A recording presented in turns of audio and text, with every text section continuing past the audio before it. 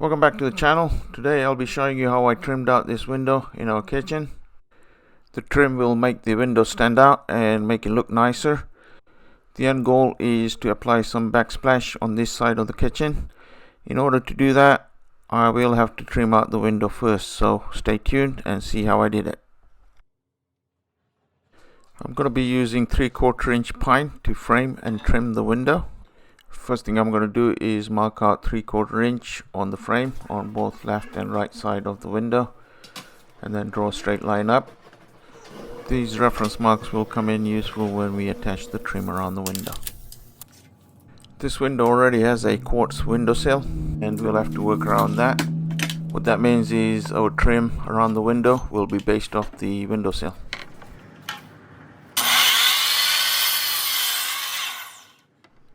First thing I'm going to do is cut all the pieces required to do the framing inside the window.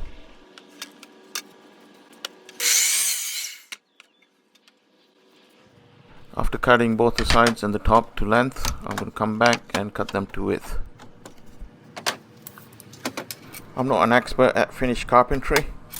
However, if you're interested, there's a great channel called Finish Carpentry TV. Richard, who runs the channel, is a great guy. He's a fellow Texan, almost a neighbor. You'll learn lots from him, so go ahead and subscribe to his channel. I'll put a link in the description of this video.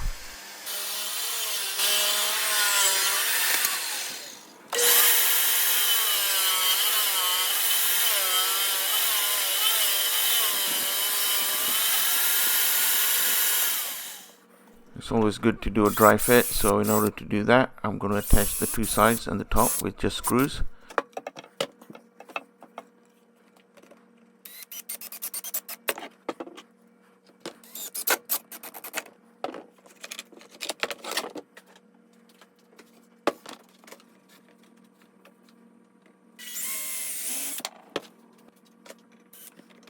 Again, I'm not using any glue at this stage. I just want to test the fit of the frame around the window before I come back and make it permanent.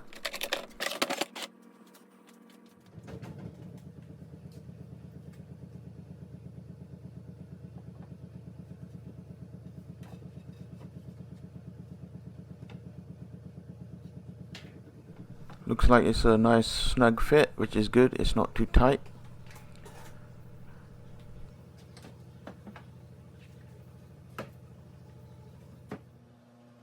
As always, existing windows are never going to be true and straight and plumb. So as you can see here, it's a nice fit on the bottom. And to make it level, we'll have to use some shims. But the reveal around the window frame is consistent, and that's all that matters. Just doing a final check to make sure the reveal around the window is consistent, as well as to make sure that the trim around inside the window is flush with the drywall.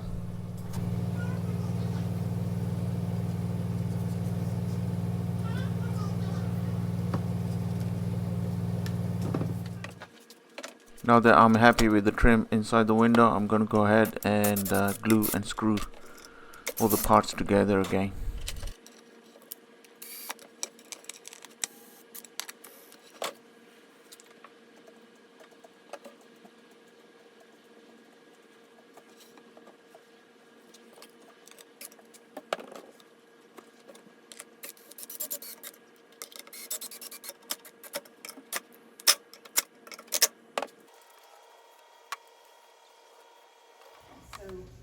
Here's a closer look at the markings we had made on the window frame earlier, and those markings will come in useful when we start shimming the trim inside the window.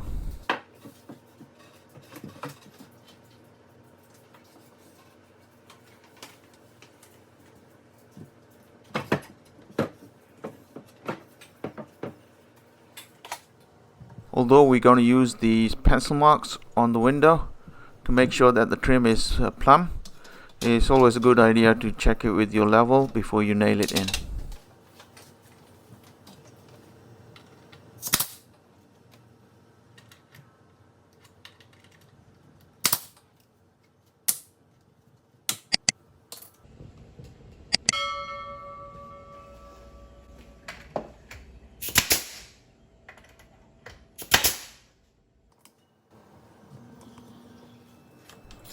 So we shim the top of the window on the right hand side, and on the left hand side we have to shim it on the bottom of the trim.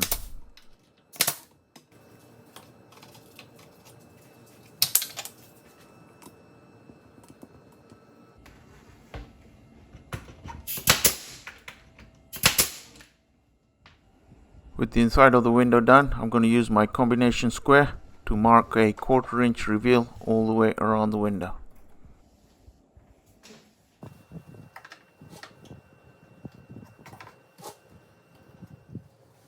I will also be coming in at least a 1/4 inch from the end of the windowsill.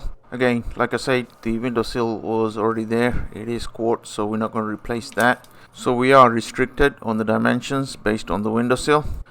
Let me know what you think. Leave a comment. I think it looked good at the end of the day, so let me know. I'm going to start by cutting the left and right casing to width first. For the casing length, I'm going to take a measurement from the top of the 1/4 inch reveal marker all the way to the top of the windowsill, and then cut it to size.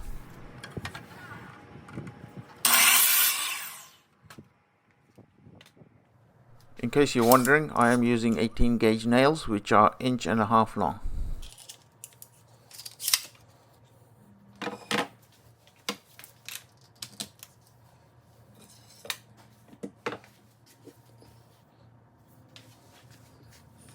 I will be gluing and nailing the casing.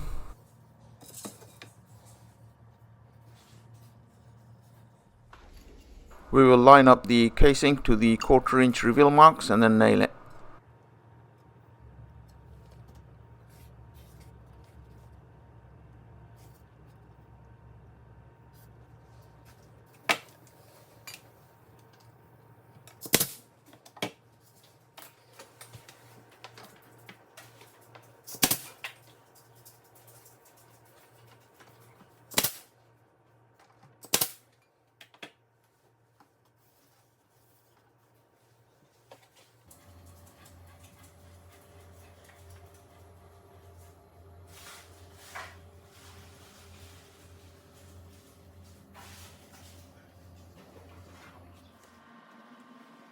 And then repeat the process on the other side of the window.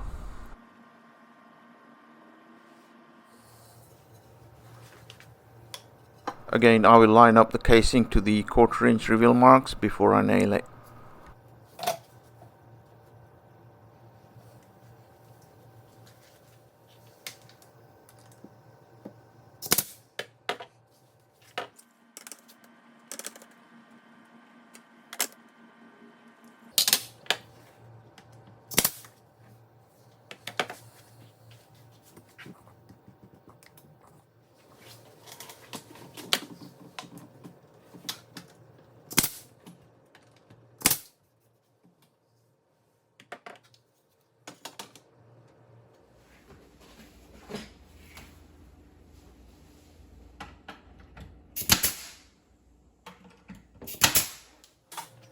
I'm going to be adding a bead molding on top of the casings, and that's going to be the same length as the window stool.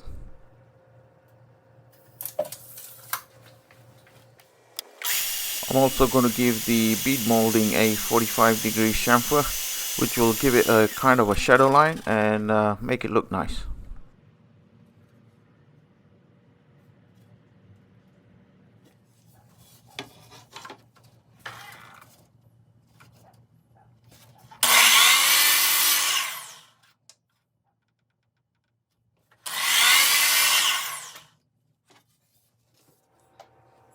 I will glue and nail the bead molding to the casings as well as the top of the frame.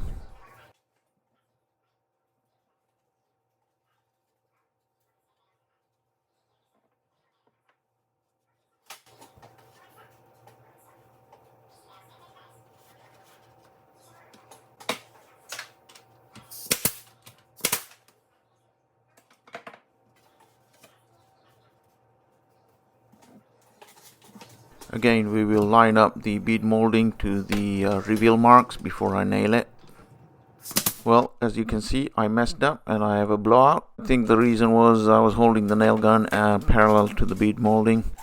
Got the nail out using my needle nose pliers, and we're back in action.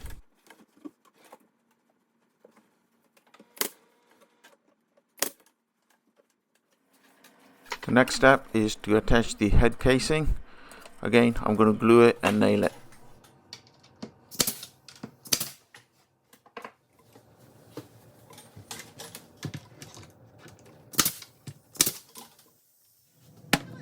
I'm going to fill the nail holes with Durham's wood putty, and this is my favorite wood putty. You just basically mix as much as you want and it dries rock hard and is paintable.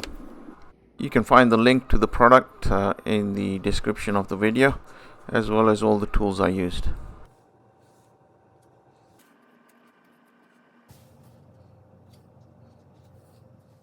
And the last step before we paint it is to caulk all the way around the window.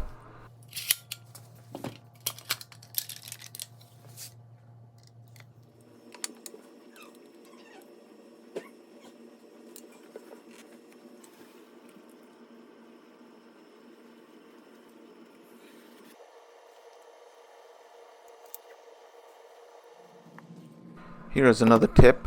It's not an original idea. To store your unused caulk, just wrap it in plastic, put a rubber band around it, and then squeeze a little bit of the caulk, and that's going to seal it, and that's going to be ready to use the next time you need it. Off camera, I put 2 quarts of semi-gloss white paint, and we can call that project done. Please leave a comment, tell me what you think. I think it looks great. Whether you liked it or not, please leave a comment. Small channels like ours appreciate all the feedback we get. It lets us improve ourselves to get better.